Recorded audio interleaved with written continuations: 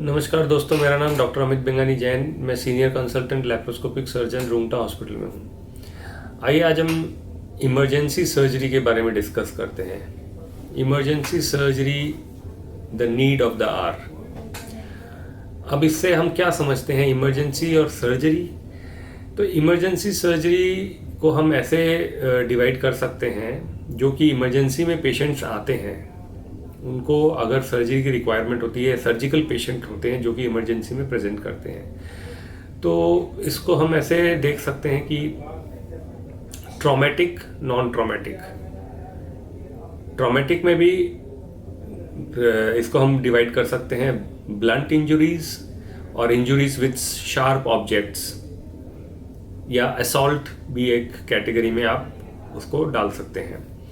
तो अब blunt injuries में कोई ब्लंट ऑब्जेक्ट से अगर आपको इंजरी होती है, बेसिकली हम यहाँ पे एब्डोमिनल इंजरीज की बात कर रहे हैं।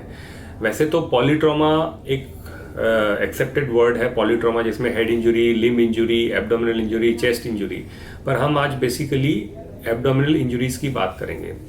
तो ब्लंट ट्रॉमा जैसे आपको कहीं पेट में चोट लग गई है, चाहे किसी ने मुक्का मारा है या फिर कोई असॉल्ट हुआ है, या आप गिर गए, या एक्सीडेंट हो गया तो आपको पेट पे चोट लग गई, तो ये ब्लंट इंजरीज में आते हैं।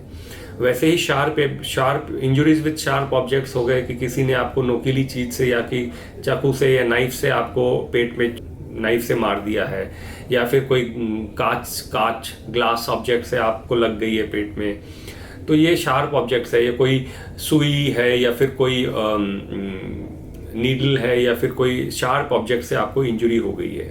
तो ट्रॉमेटिक में हो गया कि blunt injuries and sharp and कोई असॉल्ट। तो ये इंजरीज के पेशेंट्स अगर इमरजेंसी में प्रेजेंट करते हैं तो हम इनको इमरजेंसी सर्जरीज के हिसाब से टैकल करते हैं। अब हम नॉन ट्रॉमेटिक की बात करें तो पेन एब्डोमेन, पेट दर्द, जो कि बहुत कारण से हो जाता है। अलग अलग एब्डोमेन के जो हिस्से होते हैं उस हिसाब से पेट दर्द को कैटेगराइज कर सकते हैं।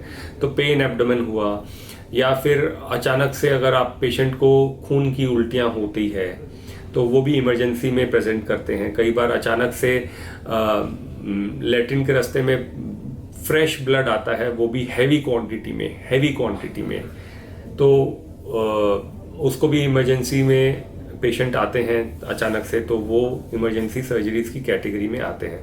तो इस तरह से हम पेशेंट्स को emergency surgery, the need of the hour, golden hour जो है, उसमें हम कैटेगराइज करके अब पेशेंट किस कंडीशन में क्या हिस्ट्री लेके प्रेजेंट कर रहा है और पेशेंट की कंडीशन कैसी है, अगर इमरजेंसी सर्जरीज भी करनी पड़ती है इन सब कंडीशंस में।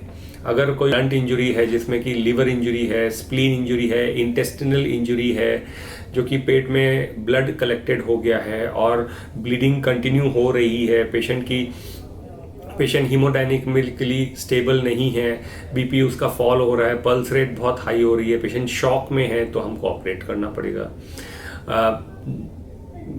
नॉन ट्रॉमेटिक में अगर हम बात करें तो पेन एब्डोमेन लेके, अगर पेप्टिक परफोरेशन है, पेप्टिक अल्सर परफोरेशन है, अगर परफोरेशन लेके आया है, पेशेंट शॉक में आया है, परफोरेशन इन द सेंस कि आंत में या स्टमक में छेद हो गया है, तो जो भी कंटेंट है वो बाहर आ गए हैं, तो ऐसे कंडीशन में इमरजेंसी सर्जरीज करनी पड़ती है। कोई शार्प ऑब्जेक्ट से इंजरी है, अगर आपको किसी नाइफ से चोट लगी है या कोई नाइफ से मार दिया है आपको, तो स्प्लेनिक इंजरीज है, या इंटेस्टिनल इंजरी है, या एब्डोमिनल वॉल इंजरी है, या कोई भी ऑर्गन इंजरी है, तो आप उसको टैकल करना है।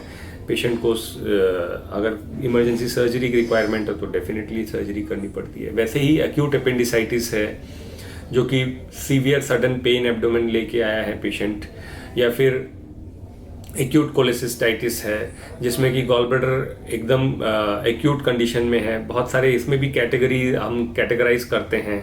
अगर गैंग्रीनस है या जीबी परफोरेटेड है, तो एक्यूट कोलेसिस्टाइटिस में सीवियर पेन है जो कि तो फिर आपको ऑपरेट करना पड़ता है। तो जैसे जैसे पेशेंट की प्रेजेंटेशन होगी सिम्टोमेटिकली, क्लिनिकली एंड जो पेशेंट की एग्जामिनेशन पे कंडीशन होगी, स्टेबिलिटी कैसी है, तो उस हिसाब से पेशेंट को ट्रीट किया जाता है, टैकल किया जाता है, ऑपरेट किया जाता है।